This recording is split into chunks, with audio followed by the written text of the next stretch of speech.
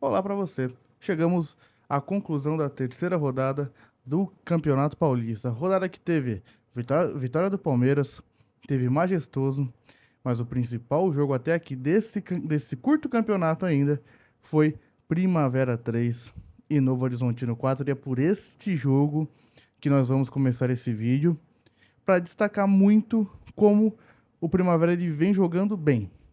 É um trabalho ali do Rafael Marques, que já tem ali um tempinho. É um cara que vem estruturando mais o time. E acho que se as coisas continuarem assim, os times grandes, ou até alguns outros times que estão há mais tempo no futebol, há mais tempo nessa elite paulistana, irem tropeçando.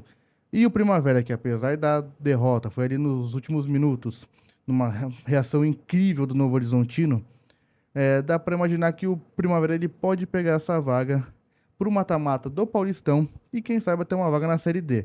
Seria de muito mérito e seria mais um time aí do interior paulista aí para divisões nacionais. O técnico Rafael Marques, ele começa a dar ali algumas ideias de que pode ser promissor. Pode ser que em alguns anos ele pegue ali o mercado nacional com times mais preparados e com times mais prontos para alavancar a carreira do ex-atacante que jogou por Palmeiras e Botafogo. E é um cara que sempre se mostrou muito inteligente, apesar de sempre ter muitas críticas, né, envolvendo o Rafael Marques, mas é um cara que ele sempre se mostrou muito inteligente e jogava muita bola, apesar que não tem tantos fãs por aí, mas eu era muito fã de Rafael Marques jogando futebol. O Novo Horizontino teve méritos nessa vitória, não se entregou e foi buscar até o final, vinha ali se recuperando após a derrota para o Santos na primeira rodada.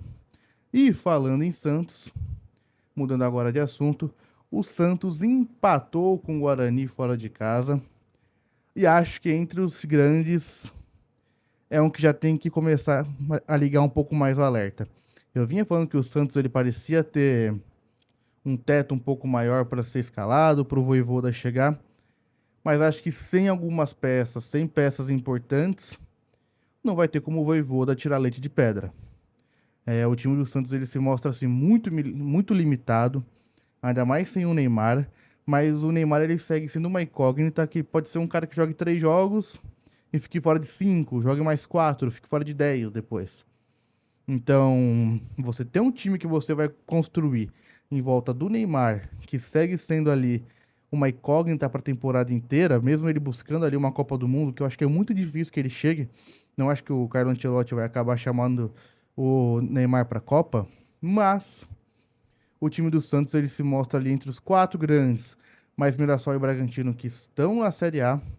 O time paulista novamente que tem menos expectativas para a temporada.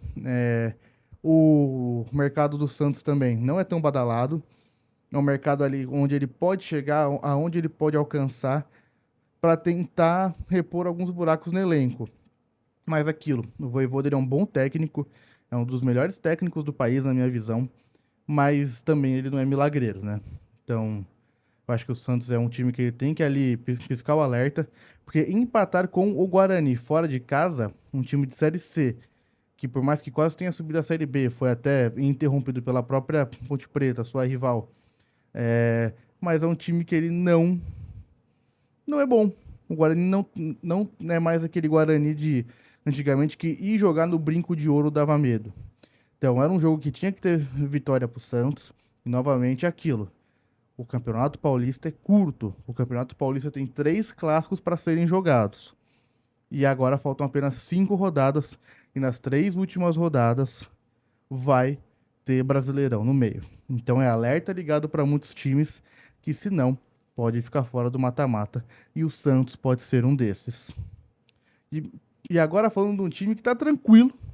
3 jogos, 3 vitórias, só é o vice-líder por causa do saldo de gols, porque o Bragantino vem fazendo uma campanha recheada de gols. O Palmeiras, por mais que tenha toda aquela coisa de jogo monótono, de que seja sempre o mesmo estilo de jogo, vem agora de mais uma vitória contra o Mirassol, um time de Série A, e vai se mostrando que, por mais que tenha aquele futebol mais chato, tenha um futebol que você sabe que o seu adversário vai fazer, ele vence os jogos. E é isso que é basicamente o Abel Ferreira desde quando ele chegou no Brasil. Por mais que na sua chegada teve aquele fator surpresa de que um cara que já veio, entregou uma Libertadores, depois entregou o Campeonato Nacional e Libertadores novamente, é um cara que nunca perdeu essa essência de jogo dele. O Abel sempre quis que o time palmeirense fosse um time mais físico, fosse um time que jogasse em transições. Mas antes pareciam algumas transições mais calibradas, com o time agindo mais rápido. E agora parece que a coisa é muito mais pega-se o livro da bola, pega-se o livro da bola.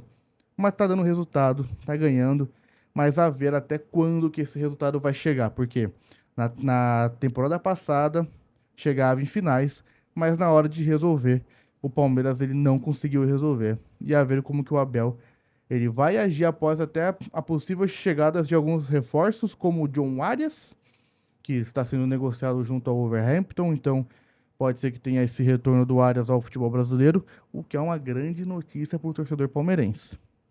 Ter um Arias que você não tem um Veiga ali que tá jogando muito bem, e você ter um Arias que é um cara que pode ser esse construtor, pode ajudar muito o time palmeirense no decorrer do campeonato.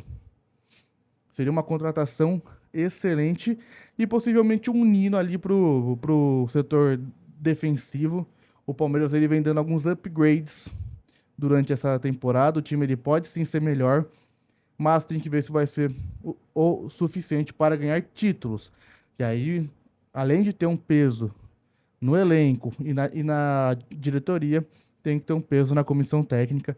E eu espero e eu penso que o Abel ele vai ter essa cobrança e ele vai chegar esse ano para vencer títulos, que é o que ele vai querer, ainda mais para ver se ele recupera um pouco mais esse carinho que a torcida palmeirense veio perdendo por ele durante essa última temporada. E para encerrar, vamos falar de clássico majestoso, Corinthians 1, São Paulo 0. Opa, São Paulo 1 também. E falar então sobre esse jogo que foram dois times ali com algumas dinâmicas diferentes, com ideias diferentes, mas que não foram tão eficientes assim. O time corintiano ele ia mais ao ataque, ele estava tentando construir mais ao jogo, mas parecia sempre um pouco despretensioso na hora das finalizações. Teve uma chance muito clara perdida com o Yuri Alberto no primeiro tempo, que o Arboleda ele desvia a bola, ele acaba ali enganando o Rafael, e por mais que tenha sido no susto, um atacante como o Yuri Alberto tem que guardar uma chance, basicamente ele, o gol, perdeu. E foi um primeiro tempo onde teve muita construção do lado corintiano. Atacava, tentava assustar o time de São Paulo, mas ali o time do Crespo ele soube segurar muito bem e em uma bola achou ali 1-0 com o gol do Tapia. Parecia que as coisas iam se caminhando para uma vitória São Paulina. Um segundo tempo foi muito mais truncado. O São Paulo ele soube indo picotar o jogo e nesse decorrer o time corintiano parecia sem ideias. Teve a estreia lá do Matheus Pereira, teve um time com amontoado de atacantes. Uma hora ali o ataque tinha Yuri Alberto, tinha Pedro Raul, tinha Vitinho, tinha Danielzinho, então acumulou muita gente ali, mas foi uma pressão que deu resultado e foi nos pés do Breno Bidon que saiu o empate de 1-1, bem no finalzinho do jogo ali. O time de São Paulo ele reclama de uma falta em cima do Alan Franco. Nesse gol eu não vi a falta, eu não achei falta, achei mais ali uma disputa de jogo, mas vale ali a reclamação. Até como disse o próprio Bidon pós o jogo, né, falou que essa é a função do São Paulo por ter tomado o gol, reclamar, né, tentar achar ali algo que anulasse o gol, mas 1-1. Achei que o gol ele foi bem validado, sim, mas um jogo em que se um time fosse mais excelente na sua proposta, tinha saído com os 3 pontos. O São Paulo, ao meu ver, ele foi o mais próximo de ser excelente a ver que ele tomou o gol apenas no finalzinho do segundo tempo, o gol de Breno Bidon. Bom, esse é o vídeo de hoje, um pouco mais rápido, um pouco mais curto, um pouco mais pocket, mais expresso, mas é isso. Muito obrigado a você que assiste, comente, deixa o like, se inscreve no canal, vai dar aquela força pra gente. Me siga nas redes sociais, @GC_Bertolini, lá tem cortes e tem a nossa série 100 goleiros em 100 dias. Já estamos no dia 12, hoje foi o Ter Stegen e a ver quem vai ser amanhã. Muito obrigado, até a próxima e valeu.